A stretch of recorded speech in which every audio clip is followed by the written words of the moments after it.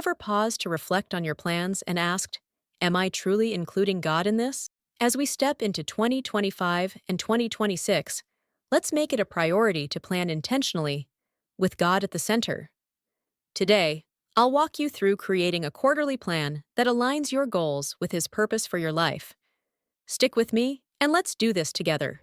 Hello! Welcome to Evolve Every Day. If you're new here, this is a space where we blend faith and practicality to live purpose-driven lives. Today, we're talking about quarterly planning, not just for productivity, but for spiritual alignment.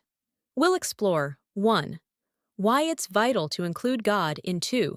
Your plans. 3. How to write and revisit your vision with faith. 4th, biblical lessons that inspire planning with God at the center. Let's start with why we need to include God in our plans. Revelation 22:13 reminds us that God is the Alpha and the Omega, the beginning and the end. He sees the whole picture. What we don't. When we acknowledge God as the source of our plans, we're inviting His wisdom, guidance, and favor into every step. Proverbs 3:5-6 says, "Trust in the Lord with all your heart, and lean not on your own understanding. In all your ways submit to Him, and He will make your paths straight."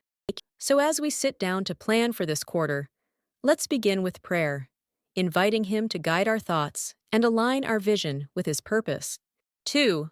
Writing down your vision. Next, let's talk about the power of writing down your vision. Habakkuk 2:2 says, "Write the vision and make it plain on tablets, that he may run who reads it." God honors clarity and intentionality. Write down what you're trusting Him for in the next quarter. Whether it's career goals, family milestones, spiritual growth, or financial breakthroughs, be specific. And remember, even if the vision tarries, it will come to pass in His perfect timing. So write it down with faith, not fear. 3. Relying on God's strength. Here's something critical. Your strength alone isn't enough to carry out your plans. 1 Samuel 2:9 reminds us that, by strength shall no man prevail. Look at the story of Obed-Edom.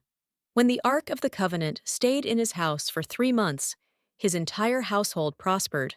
2 Samuel 6:11. This shows the blessing of having God's presence in our lives and plans. Instead of striving in your own strength, rely on His. Commit each goal to Him daily and watch how He works in ways you couldn't imagine. 4. Counting blessings and revisiting plans. 4:30-5:30. At the end of each quarter, take time to count your blessings. Reflect on how God has moved in your life. Remember, as Paul sowed and Apollos watered, it was God who gave the increase. 1 Corinthians 3:6. Revisit your plans. What goals were met? What needs to be adjusted? And for the things still pending, trust that God is working behind the scenes. Keep seeking Him as you plan for the next quarter. What needs to be adjusted?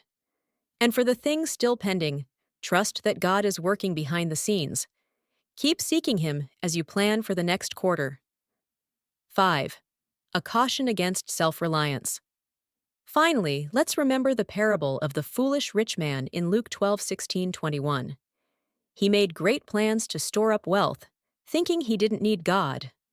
But his life was taken that very night, and all his planning was in vain. If we exclude God from our plans, we'll eventually meet Him at the end of life, unprepared.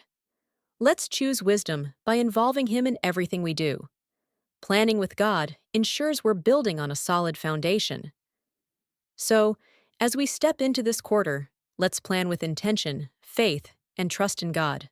Write your vision, commit it to Him, and remember, His strength, not ours, brings true success.